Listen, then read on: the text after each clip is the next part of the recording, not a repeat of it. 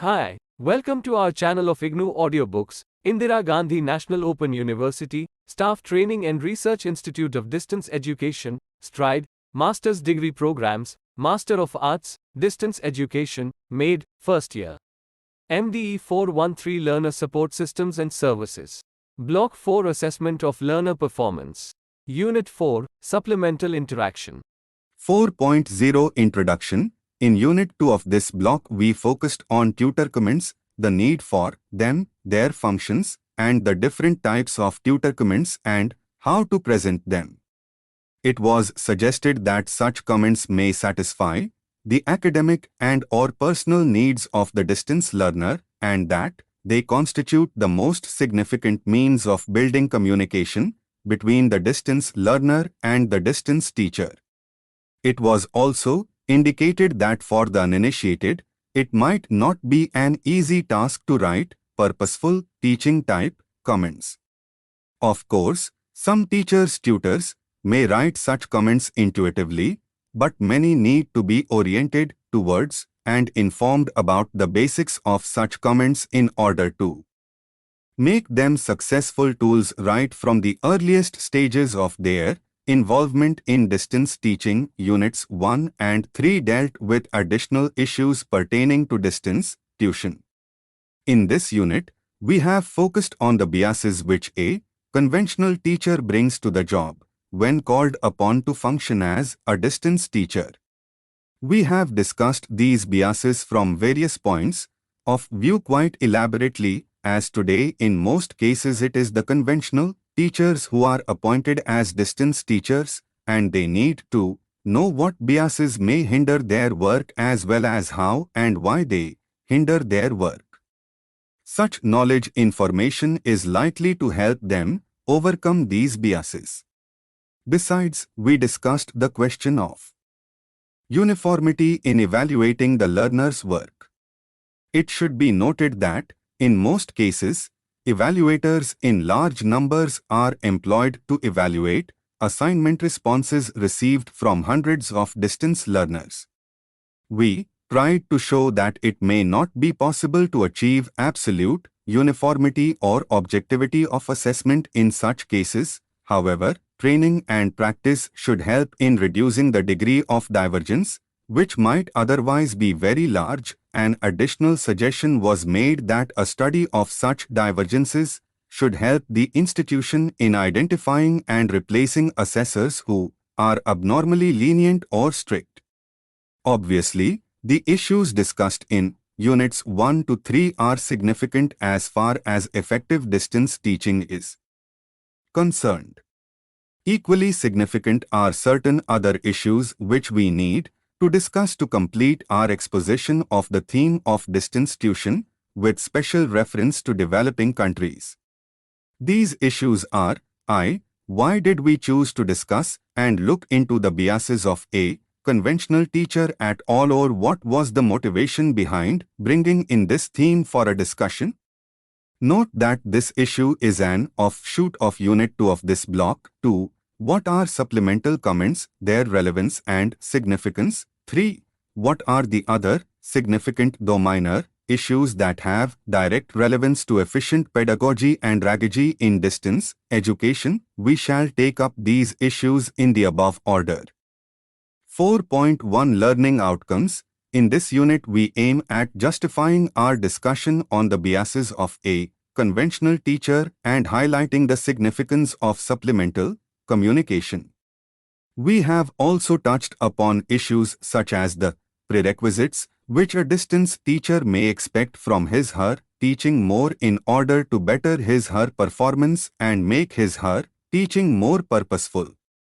Then, we have discussed notions of submission density of assignment responses and tutorials. After working through this unit, you should be able to analyze the inadequacies of an untrained distance teacher, list the reasons for supplemental communication in distance education, identify the prerequisites which a distance teacher needs to teach effectively, and identify the ways in which supplemental communication contributes to effective two-way communication in distance education. 4.2 Discussion on the biases of a conventional teacher. A justification. In the academic world, distance education is a unique phenomenon, even more so in the developing world.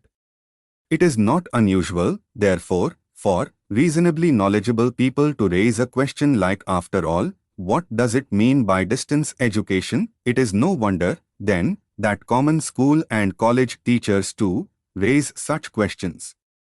And when called upon to function as distance teachers, they go by the belief that they can function as distance teachers as effectively as they do in their classrooms, or that their new situations do not make any specific or different types of demands on their new skills and attitudes. We cannot blame these teachers for such notions, as such misconceptions are propagated, wittingly or unwittingly, by the very bodies, institutions which are expected to remove them. We need not, in fact should not, blame teachers in this case. The point that is being made here is very crucial, as it presents a significant aspect of our current educational environment. One such institution, for example, in the Indian case is the University Grants Commission.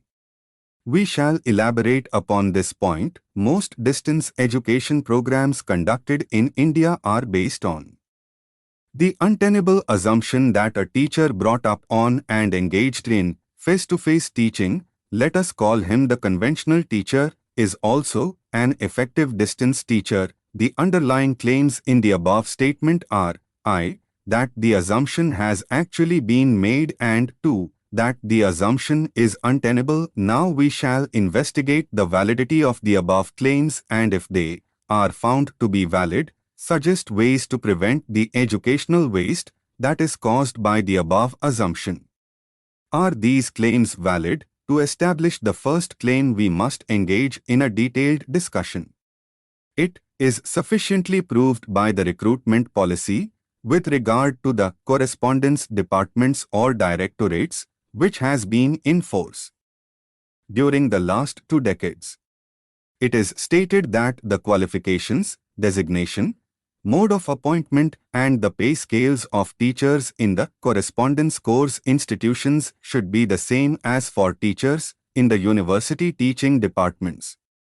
All the future appointments for the correspondence institutions should be made in the corresponding teaching departments of the university, and the incumbents renewed, if necessary. UGC Circular No. F. 19th January 1974, ER. Jan. 1981. New Delhi. Vagueness of UGC guidelines. Now, we shall look at the second claim, which also needs to be discussed in detail. To begin this discussion, we must make a brief mention of some of the relevant guidelines for correspondence courses circulated by the University Grants Commission, Government of India. The 2 guidelines which are of immediate relevance to us are I. The distance teacher may be called upon to perform the following duties: A. Edit, write, revise and translate lesson. B. Evaluate response sheets carefully and thoroughly, correct them, write detailed comments, explain faults and lapses in unambiguous terms. To ensure that these duties are performed properly, the Commission suggests that 10% of the response sheets should be sample-checked, and for this purpose, provision has been made for utilizing the services of outside experts and C. Teach at contact programs.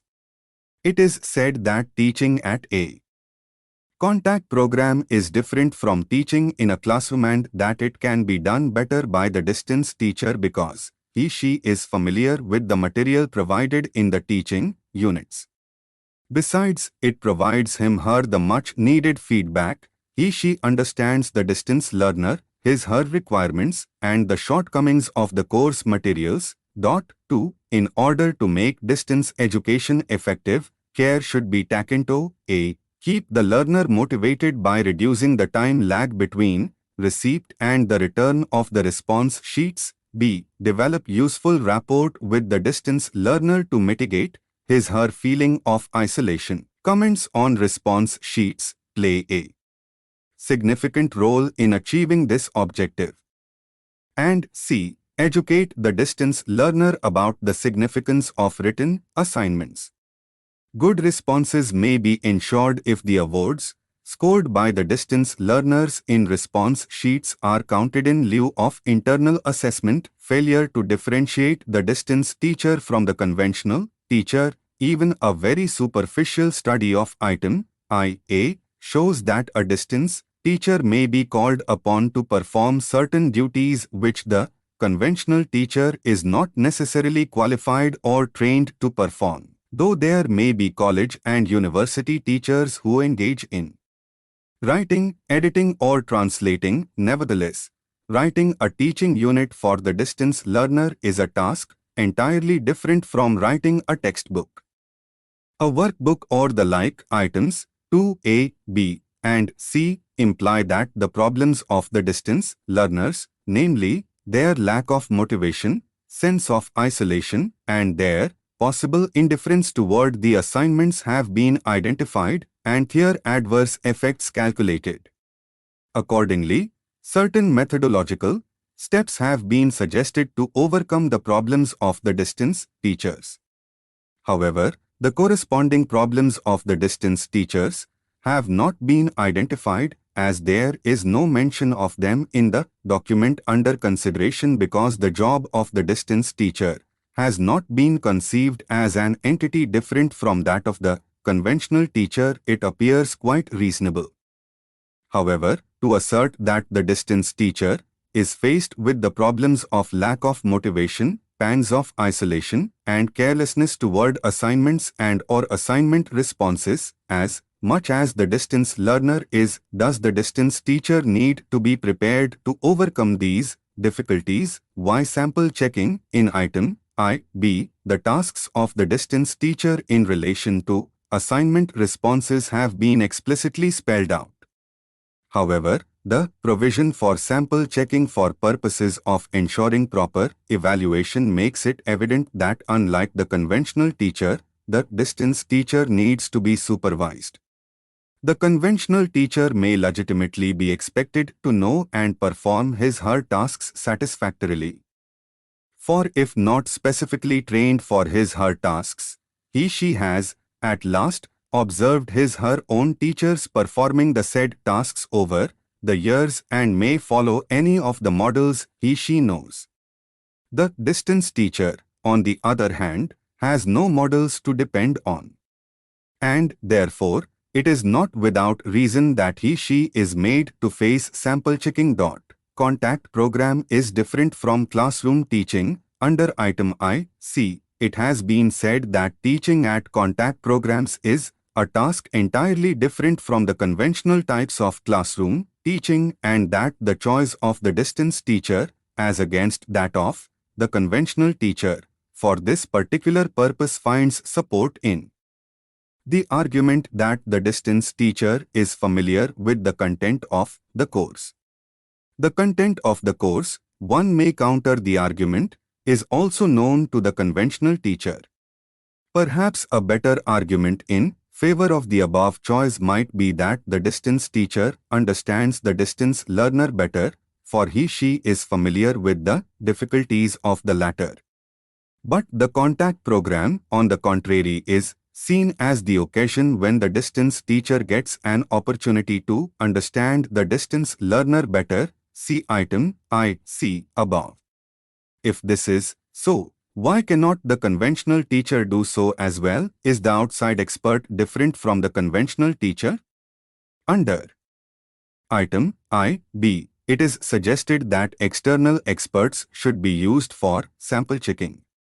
This apparently supports the equation between the distance teacher and the conventional teacher. But when items I, B, and C are read together, the internal contradictions in the document manifest themselves explicitly. Does this outside expert know the content, the distance learner, and the drawbacks of the teaching units which a particular distance teacher is working with? Who is he/she, if not a conventional teacher? If he/she is not a conventional teacher, what makes him/her an outside expert? The following 2 points emerge from the above discussion. In terms of actual job requirements, an equation between the conventional teacher and the distance teacher just does not exist, and 2. The difficulties which the distance teacher has to face on his/her job have not even been recognized, much less identified or dealt with. Need to change the policies of the directorates of correspondence courses. It should be noted that the guidelines referred to in the above discussion are very old.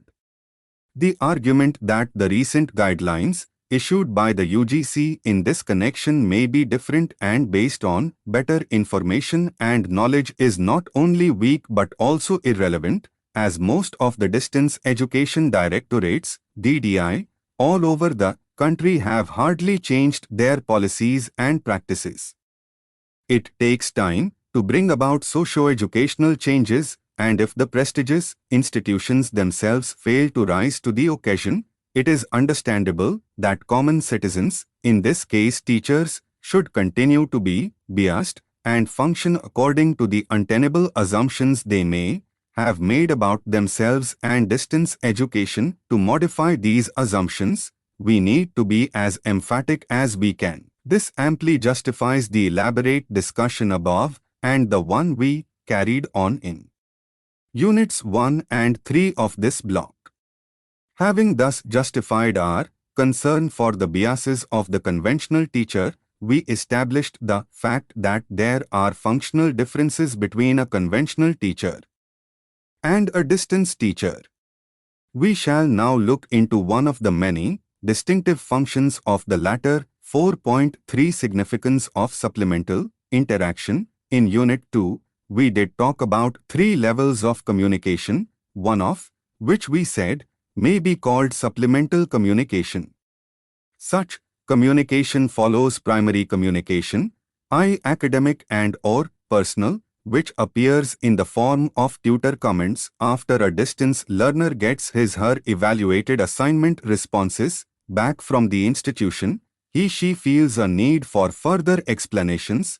He/she may not agree with the tutor's comments or assessment, or some other significant point may emerge from those comments. In either case, the learner would continue communicating with and expect replies from the tutors.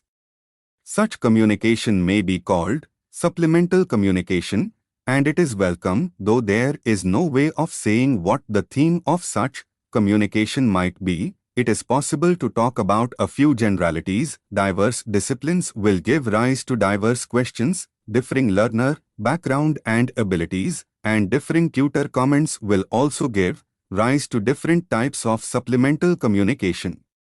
Obviously, one cannot talk about all of them, but we can certainly make a few generalizations which must prove helpful to a prospective distance teacher. We shall, in the main, focus on the generalization pertaining to tutor attitudes, which is of immediate relevance to us. We have touched upon tutor attitudes by presenting a few illustrations. Reproduced below are a few letters written by distance learners after they had received their tutor-marked assignments and the corresponding replies sent by the tutors. We have divided them into the following 2 categories. The letters written by distance learners with their corresponding replies written by distance teachers, and 2 different replies written by different tutors to one and the same distance learner, or similar letters written by more than one distance learner. Before we look into these letters, we need to make the following observations. The letters we are reproducing below are actual letters written by actual distance learners working on an actual course provided by the distance mode of education, and the replies to have been written by actual teachers engaged in distance education. However, all the teachers are of the conventional type. See the use of the term in the previous section, i.e., they were not initiated or oriented into distance teaching, though they were experienced in face-to-face teaching. 2. we have not used the actual names of the learners and the teachers.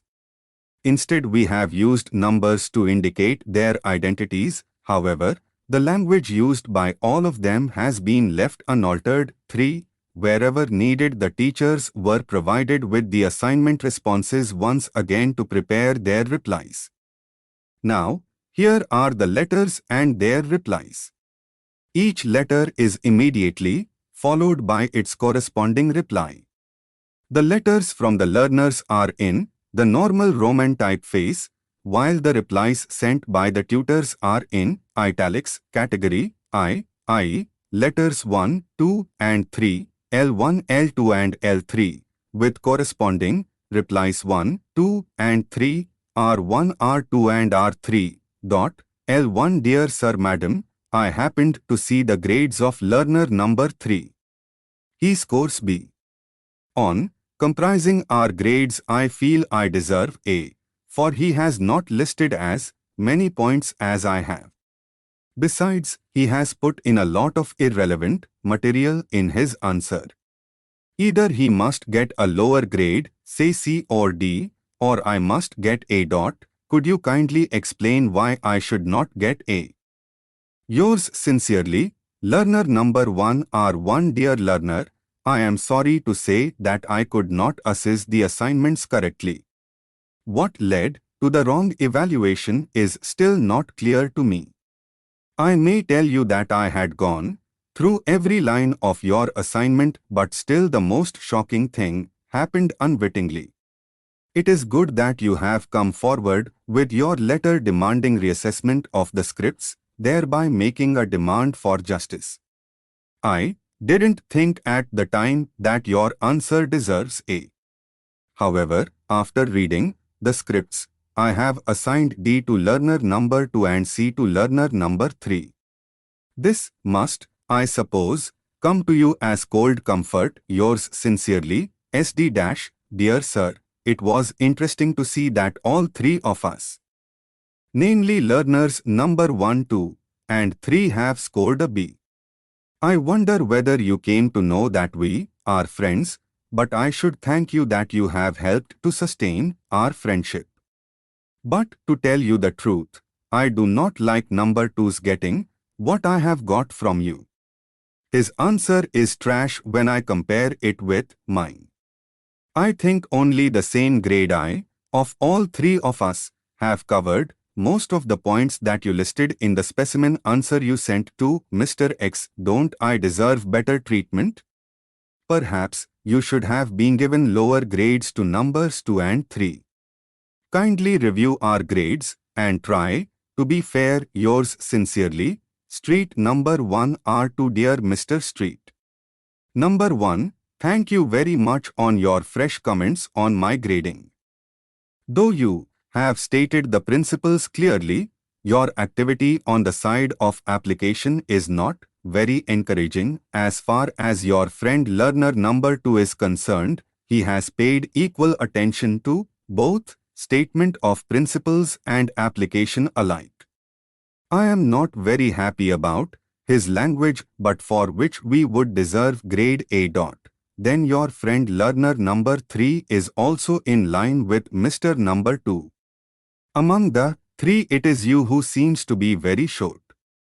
As you know, being short is not precise. I hope you would take a little pain in comparing your answers with learner number 2 and 3, which would help you present better in your next set of assignments. Wishing you an A in future, I remain yours truly, SD-L3. Dear Sir, I had prepared my answer in a great hurry, and I am sure I did not include all the points I should have. However, with your kindness I have scored an A. I am happy and thank you for your kindness. But I think I should make the following points. Learner number 2 scores B grade. That throws me off my ground. His answer is entirely irrelevant and his language is horrible. If I were to grade his answers, I would not award anything beyond E. Keeping this in view, the best I deserve is B and not A. How do you react to my views? Yours sincerely, Street number 1R3. Dear learner number 1, I highly appreciate this honest gesture of yours. I have gone through the answers carefully and found your reaction to my grading correct. So I am regrading your A as B and B as E for the second answer. Thank you for the enlightening note. Yours sincerely, SD- category 2, I letters 1, 2 and 3, L1, L2, L3, and the respective replies R1, I, R1, 2, R2, I, R2, 2, and R3, I, R3, 2, dot, L1. Dear sir, I know my English is poor, but I tried to say all that I wanted to say, and my answer is longest, yet I score E. This is the fifth E I have scored so far. My friend, Street number 1, has written a short answer only. He has written many points, but they are not all the relevant points. You must give me a higher grade. I very humbly say that. If not me, then my friend must get a lower grade. Kindly, Your Majesty, enlighten me about my grades. Yours sincerely, Street number 2R1, I, dear learner, I received your letter and came to know that you want to learn about the grade which I have awarded you. Before giving my reasons for awarding grade E, let me take your letter into consideration. You have accepted that your English is poor and the grade awarded to you is your fifth E. These two things justify my evaluation of your answer script. We aim at language proficiency, correct reading, writing, speaking and listening. But your answer script tells me that you have paid no attention to language, which has destroyed the meaning of your script. What you wanted to say. Before me, 4 examiners have awarded you grade E, which again tells of lack of interest to know and learn what the unit demands of you. Now your friend has written a short answer and got A, while you wrote a long answer and got E. We can talk about many things in a few sentences if we will be brief, precise and to the point. This is possible only through the best use of language without making a mess of words and phrases uselessly. Your long answer hardly touches few points of real worth, and the rest of it is only a play with words.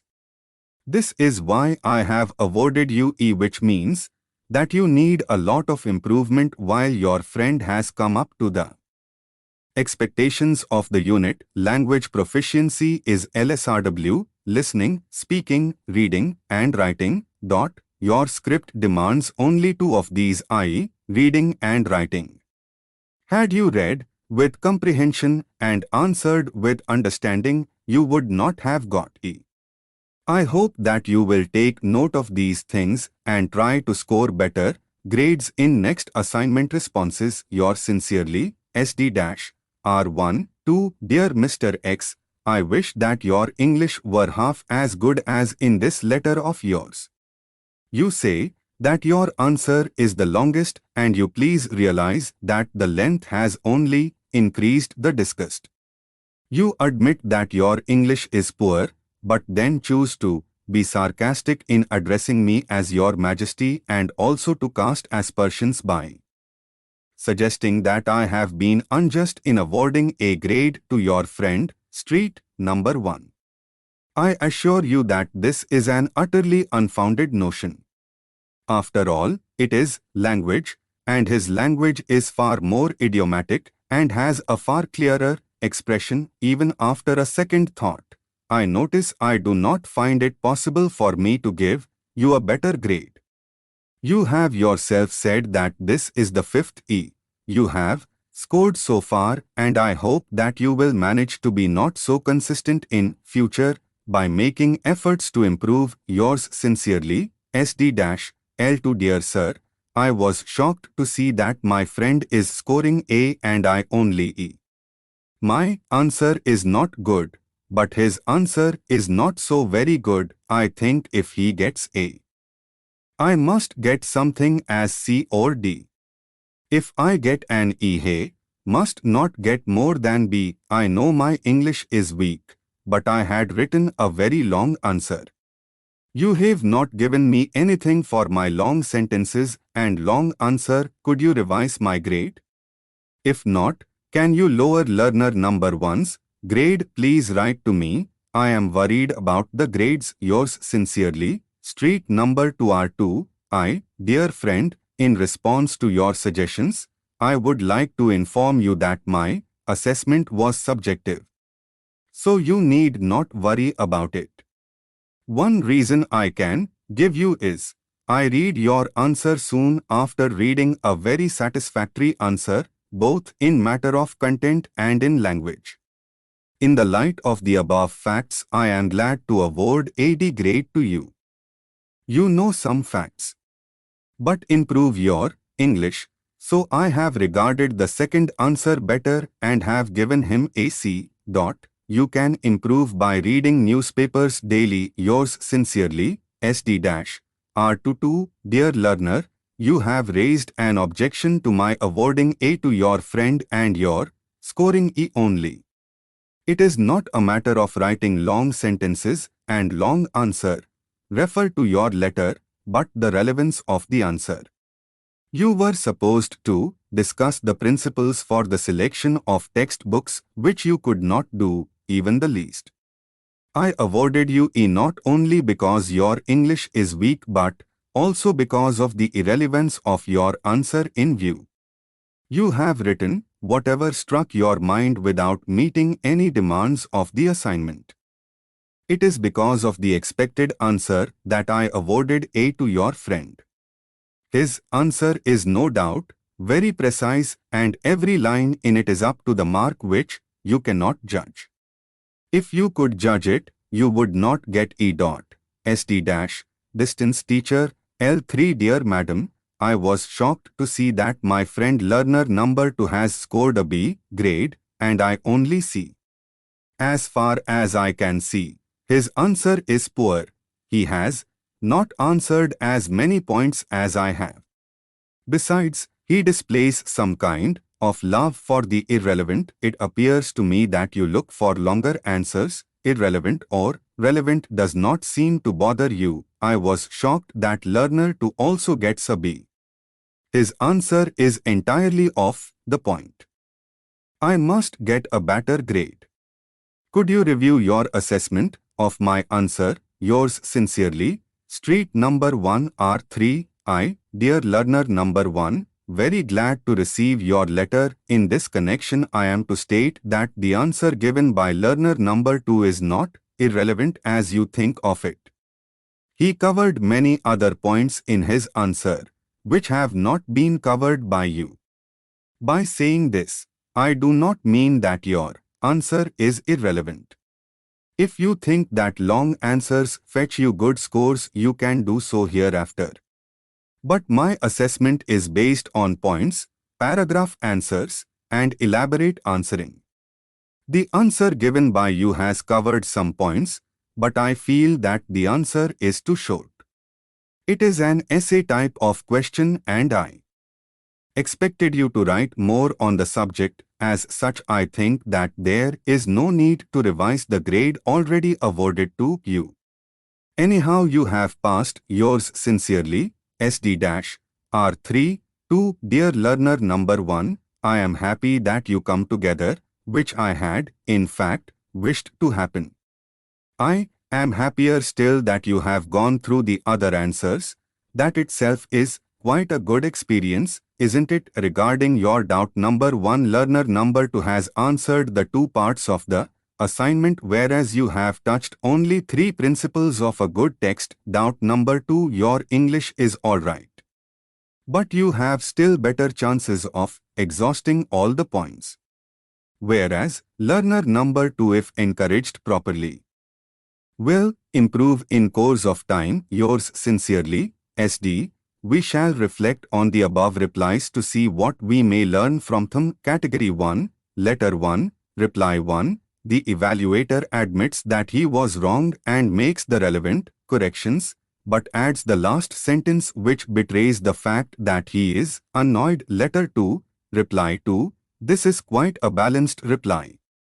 However, the evaluator displays carelessness in using the expression Mr. Number 2 at one place and Street Number 2 at another. Similarly, you seem to be very short does not convey what the evaluator wants to say. Letter 3, reply 3. This reply is somewhat sudden in nature. The evaluator is either fully convinced of what the learner has written or does not want to get into an argument. We hope that the former is the case. Category 2, letter 1, replies 1, I, and 2. Notice the difference between the two replies. While the first is explanatory, the second is more like an attack than anything else. Letter 2, replies 2, I, and 2. 2. Notice the cause for grading the response wrongly, the reply, I, and the explanatory reply, 2. The last two sentences in the second reply are in bad taste. A few additional observations. You may notice that the entire correspondence between the learners and the tutors is about the grades awarded. The learners complain about unjust grading only after comparing their grades with those of their friends. Their complaints are emotional in nature rather than pedagogical. What is more significant is that the learner believes that he/she is the best evaluator of his/her own performance. Many learners have explicitly stated that grades they should have been awarded with are low. On the other hand, most replies given by the tutors indicate how conventional they, i.e., the distance teachers, are in reacting to the learner's queries. In some, their tempers flare up. In some others, the idea of the infallibility of the teacher is justified in many different ways. The obvious reason for such reactions from these distance teachers is that they had never really experienced or been prepared for the unique problems of distance teaching. Learning 4.4 Supplemental Interaction, offering additional support to learners. In this section, we shall be talking about issues which appear to be minor but are in fact significant and vital for distance education. However, we have restricted ourselves to mainly the following three issues: I. Tasks of a distance teacher, 2. Submission density of assignment responses, and 3. Tutorials. We shall take up these issues in the same order as given above. 4.4.1 Tasks of a distance teacher. A distance teacher should be able to a. Motivate the distance learner to remain on the course, help him/her start again wherever she/he gets stuck because of some reasons, academic or non-academic.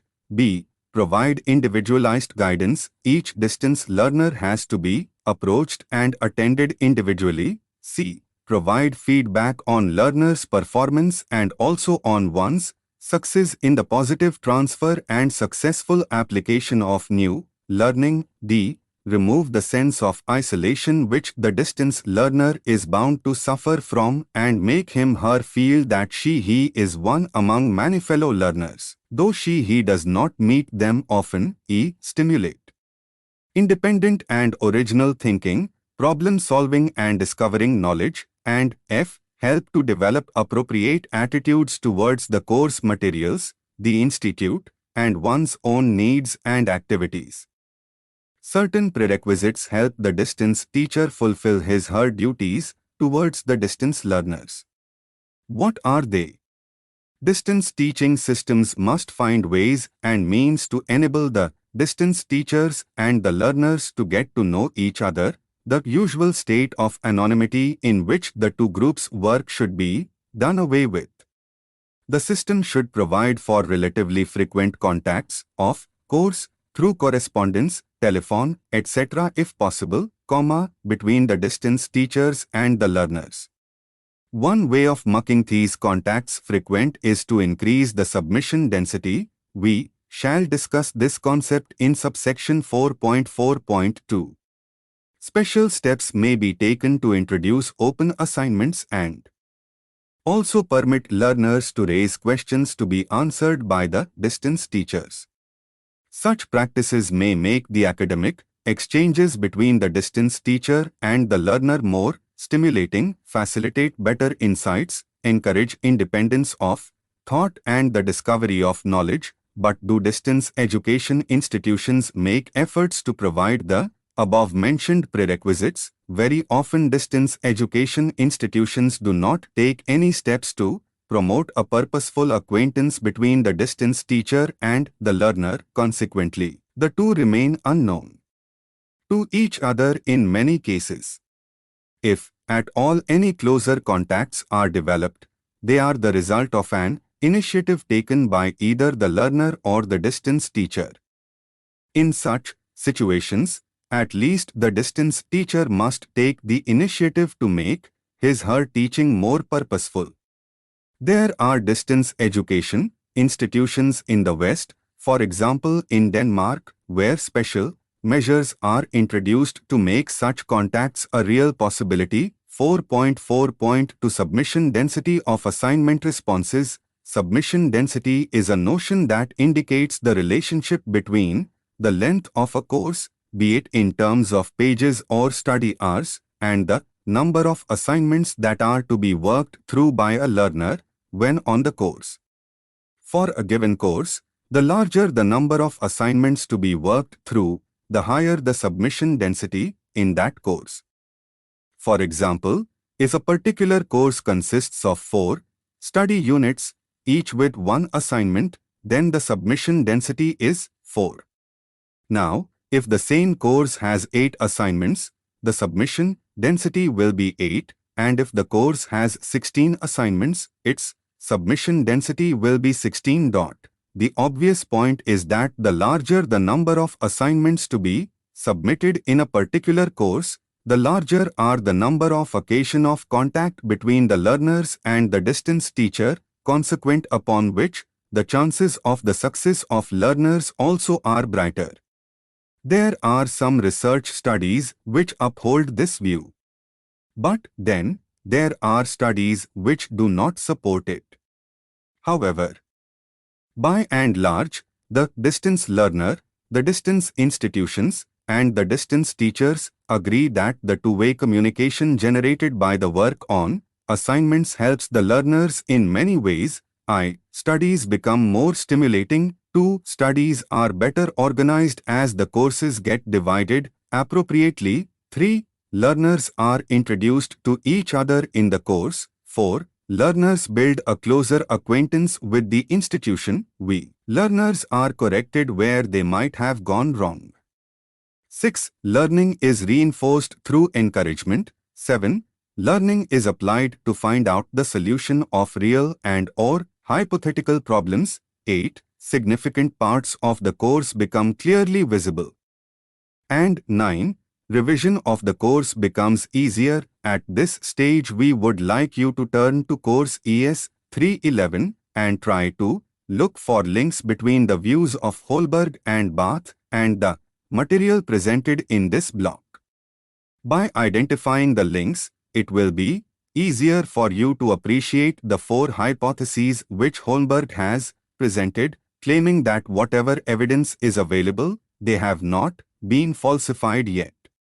The stronger are the characteristics of guided didactic conversation, the better are the learner's feelings of personal relationship between them and the supporting organization. The stronger are the learner's feelings that the supporting organization is interested in making the study matter personally relevant to them, the greater is their personal involvement.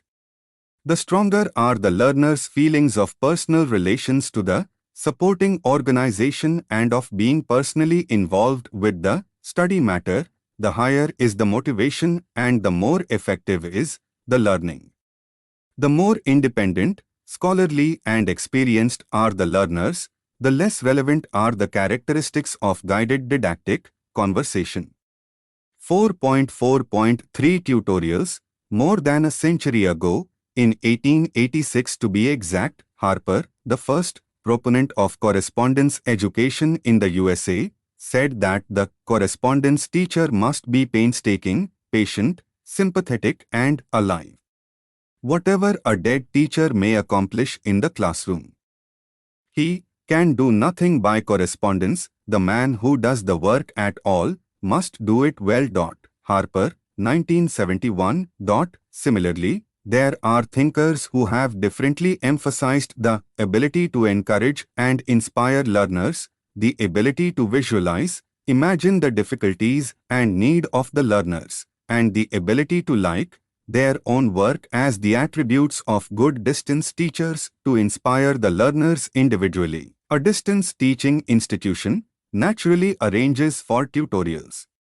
A tutorial, among other things, means a period of individual instruction given by a college tutor.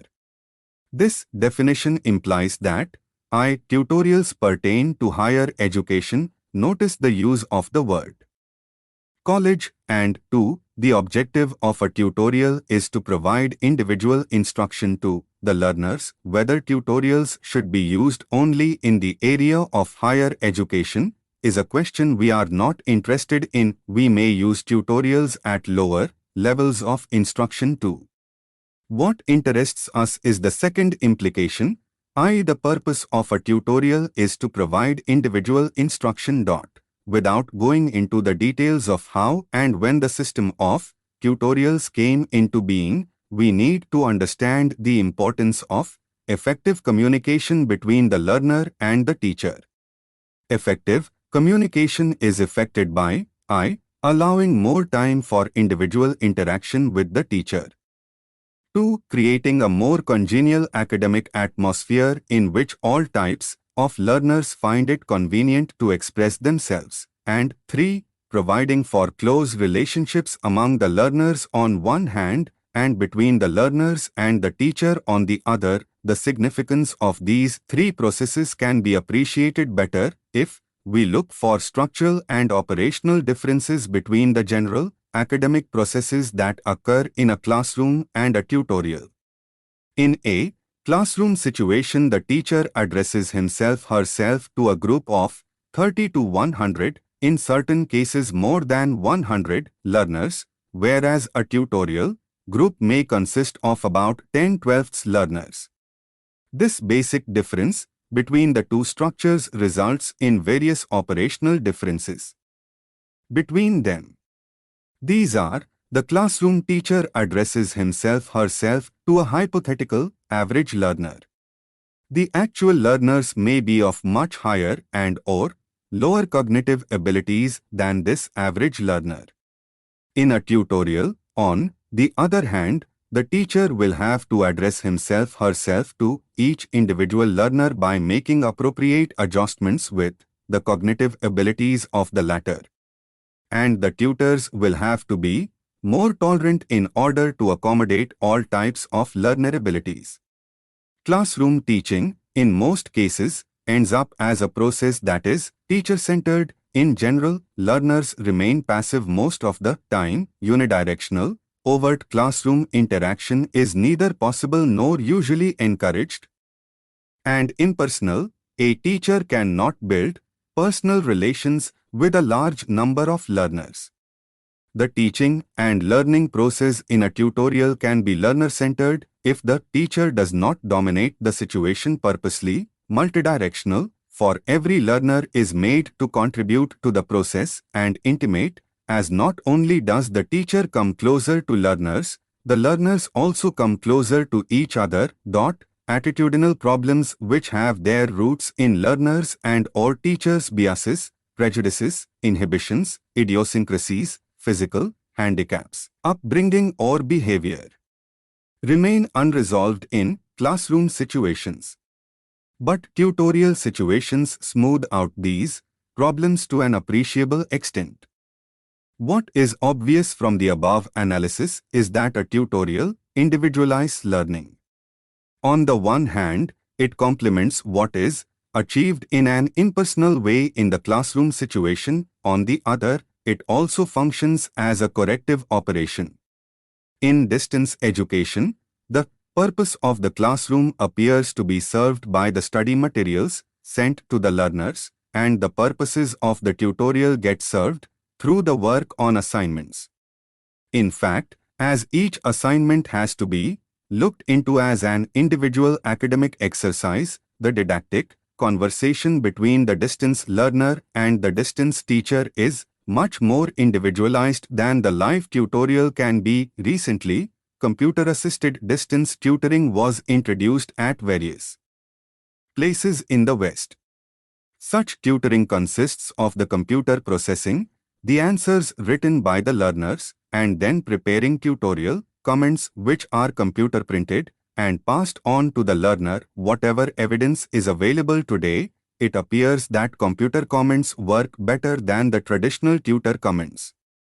Computers can, thus, lessen the heavy burden on distance teacher and give them more time to work on open assignments, which is also an advantage for the learners. 4.5 Supplemental interaction. Through email tools, supplemental communication is generally provided to the individual learner. It is a personal communication to a learner based on his/her queries on the course and the assignment responses, grades, and further learning activities. These tasks may be carried by email tools. This tool, as a technological medium, has the facilities of synchronous and asynchronous modes of communication. Email becomes synchronous when learner in one hand and tutor on the other hand are using the same portal for their communication. This communication sometimes turns into chatting mode. However, to avail this facility, both the parties must have internet facilities. In the case of asynchronous communication, one leaves the message for others and the respondent is able to open and read this message as and when he/she gets time to open the mailbox, and further communicates to the person who sends message to him/her. Thus, email as one among the other technological tools helps in communicating between tutor and individual learner in supplemental communication. Table 1 given below helps you to know about the email tools and their various facilities in the context of supplemental communication. Look at the screen. Supplemental communication, as argued by Haytor-Thwaite, forthcoming, is observed as three types: content-related, planning-related, social support. These communications are held between a tutor and an individual learner, essentially to clarify learners' doubts on certain issues pertaining to the learning activities and to give guidance to improve on their study skills. This is equally possible through technological medium also, and most specifically through email tools. Communication pertaining to the course contents is essential for learning, which takes care of the content-related issues. Assistance to do the planning tasks on time, especially when learners produce some kind of product, such as assignment responses, practical lab works, addresses the planning-related issues.